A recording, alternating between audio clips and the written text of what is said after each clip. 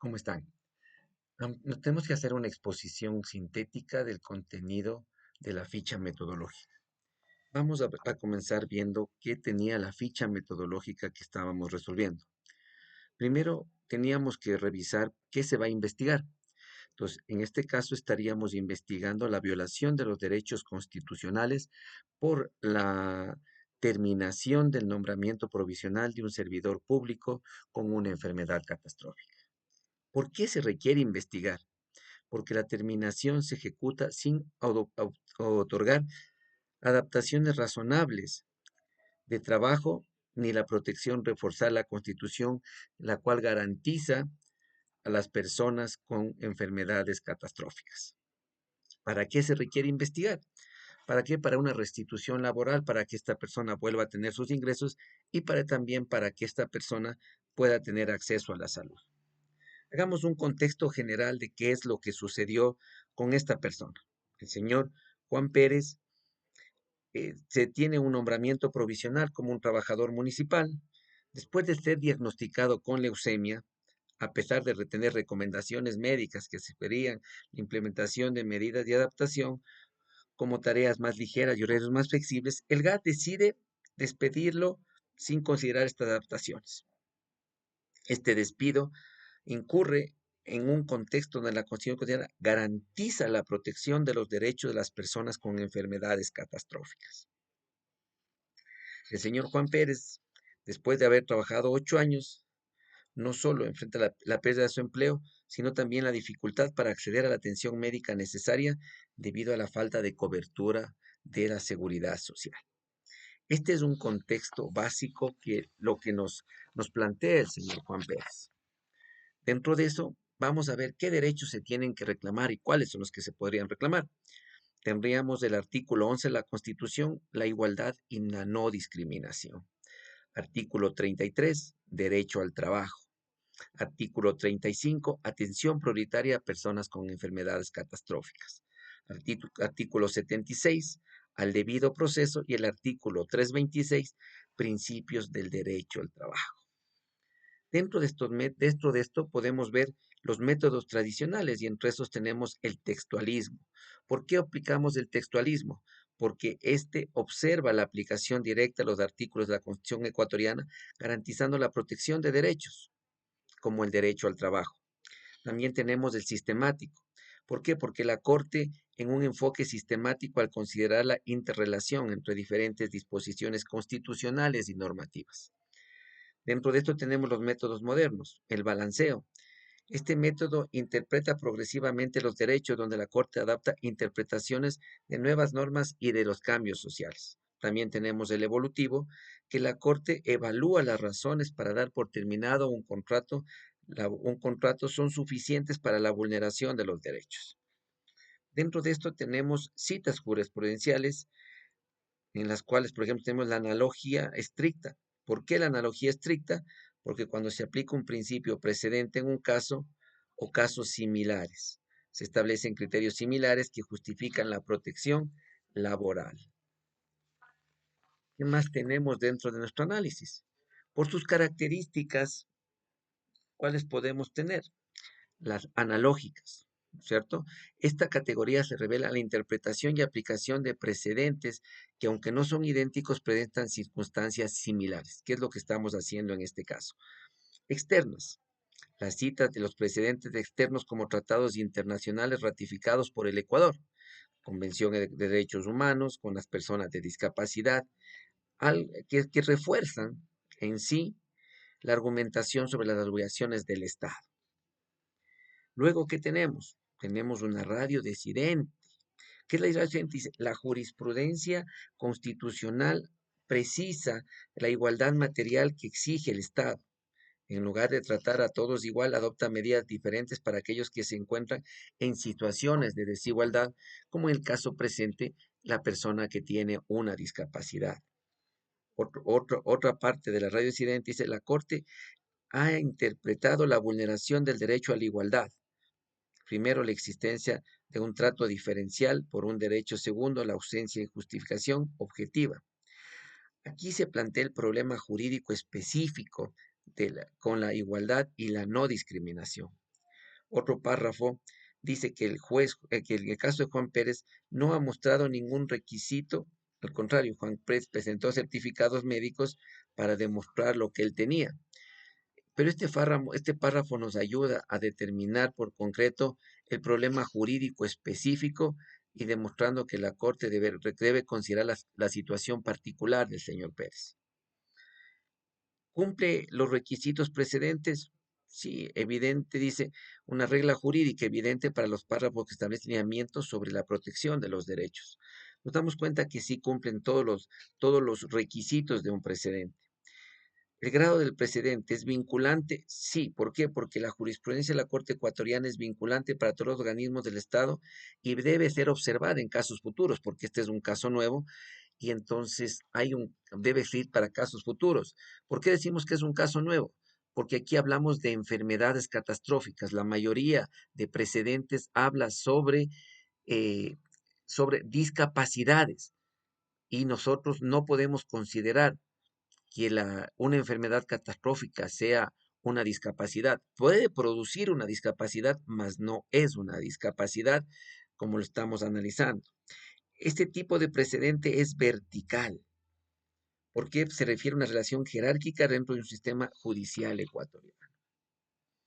Existe un obiter dictum, sí, el establecimiento de medidas razonables de adaptación, no solo es interpretativo, sino también refleja el compromiso de la sociedad hacia el respeto a la dignidad de las personas en condiciones de salud severas. ¿Cuál sería el desidio?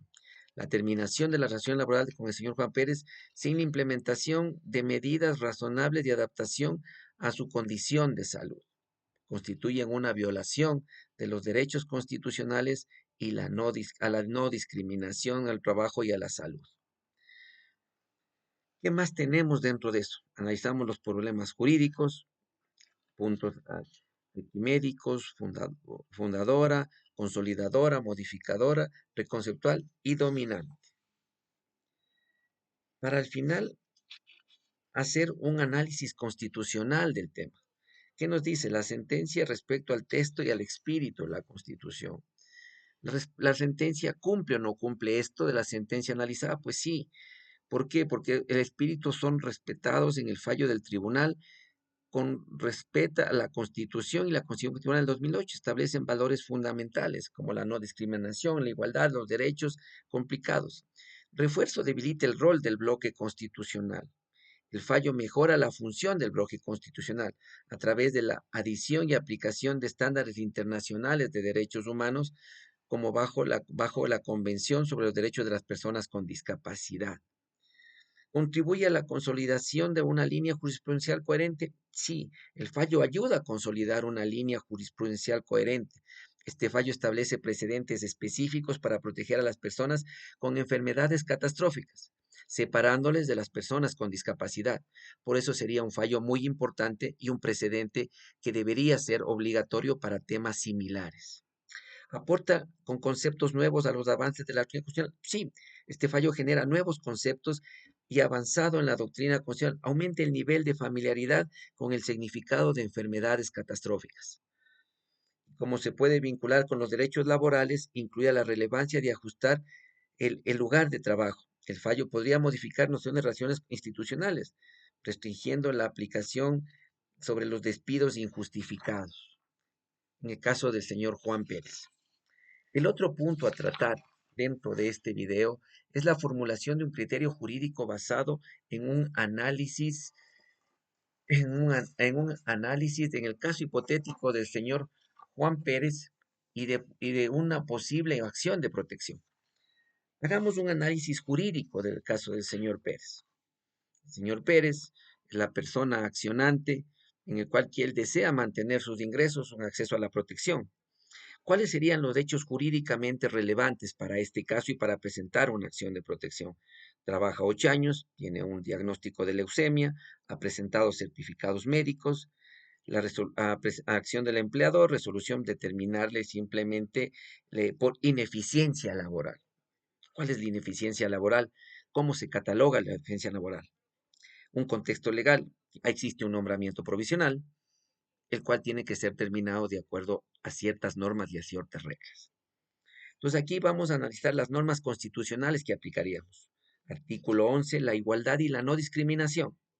Artículo 30, el derecho al trabajo. Artículo 35, atención prioritaria de enfermedades catastróficas. Artículo 76, respecto al debido proceso. Y el artículo 326, a los principios del trabajo. Vamos a analizar cada uno de los puntos. Nadie puede ser discriminado por razones de estado de salud, por cualquier tipo de discapacidad o por lo que sea. El trabajo, respecto al trabajo, es un derecho universal y un deber social. De atención prioritaria, las personas adultas mayores, niñas y niños adolescentes y con personas con discapacidad tienen prioridad para cierto tipo de cosas. El debido proceso. ¿Por qué el debido proceso? Porque en este caso no se ha llevado el debido proceso en el caso de terminar un nombramiento provisional. Nombramiento provisional para ser terminado tiene ciertas aristas que no han sido analizadas en este caso.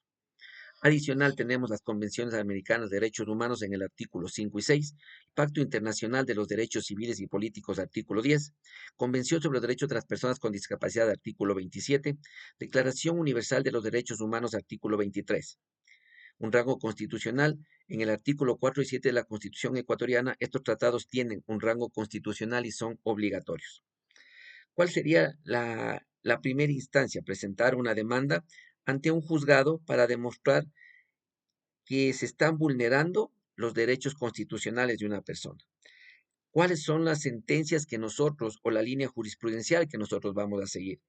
Uno sería el dictamen número 1-25-OP-25 de la Corte Constitucional de febrero del 2025, en el que diseña beneficios en materia de seguridad social que deben respetarse principios de sostenibilidad financiera, técnica y actuaria, especialmente cuando se trata de la información dirigida a grupos prioritarios como las personas con discapacidad. He aquí el problema y el concepto, porque no son personas con discapacidad si es una persona con enfermedad catastrófica, lo cual nos va a servir de un precedente jurisdiccional muy bueno. Tenemos la jurisprudencia sobre la estabilidad laboral reforzada en la sentencia 1095-20 EP 2022, en la que habla de enfermedades catastróficas, pero muchos confunden las enfermedades catastróficas y la discapacidad. No dice eso. Dice que las personas que tienen enfermedades catastróficas y a su vez, estas les generan una discapacidad. Es muy diferente que tenga que cumplir los dos requisitos. La resolución número 18-2024 de la Corte Nacional de Justicia, un nicho constitucional, una ingeniería reversa, sentencias que se citan protección para enfermos catastróficos, resolución sobre los derechos a la salud de las personas con enfermedades catastróficas, sentencia 45-15-IN-22, jurisprudencia sobre adaptaciones laborales con derechos, no privilegios, decisiones sobre no discriminación por el estado de salud, jurisprudencia sobre adaptaciones laborales como derechos, no privilegio, decisiones sobre la discriminación del estado de salud. Argumentos jurídicos. Todos el artículo 35 de la Constitución ordena al Estado que brinde atención prioritaria a las personas con enfermedades catastróficas. En el caso del señor, tiene una leucemia. Violación al derecho a la no discriminación. Como les decíamos, el doctrina del control de convencionalidad, conforme los estándares internacionales de orientación, la discapacidad y el estado de la salud constituyen categorías sospechosas que activan escrutinio estricto. Debe justificar las razones del empleador cuando realiza algún tipo de despido que no está justificado. Todos estos argumentos nos van a servir para nosotros presentar una acción de protección a favor del señor Juan Pérez, en la cual vamos a conseguir o vamos a intentar conseguir que el señor Juan Pérez sea restituido a su trabajo. Entonces, ¿qué queremos hacer con esto? Pedir que se declare la nulidad de la resolución mediante la cual fue destituido de su trabajo y se pretenda que se devuelva su trabajo. Con todos los argumentos que hemos presentado y con toda la línea jurisprudencial que tenemos, el señor Juan Pérez presenta fundamentos jurídicos sólidos para prosperar una acción de protección. La vulneración no radica en la existencia de nombramientos provisionales, sino en el cumplimiento de las obligaciones constitucionales e internacionales de proporcionar adaptaciones razonables y protección especial para personas con enfermedades catastróficas. La línea jurisprudencial emergente en Ecuador favorece tal interpretación. Con esto podemos darle una certeza de un 70 a un 80% que nuestro trabajo va a ser favorable para el señor Juan Pérez. Hasta aquí mi intervención. Gracias.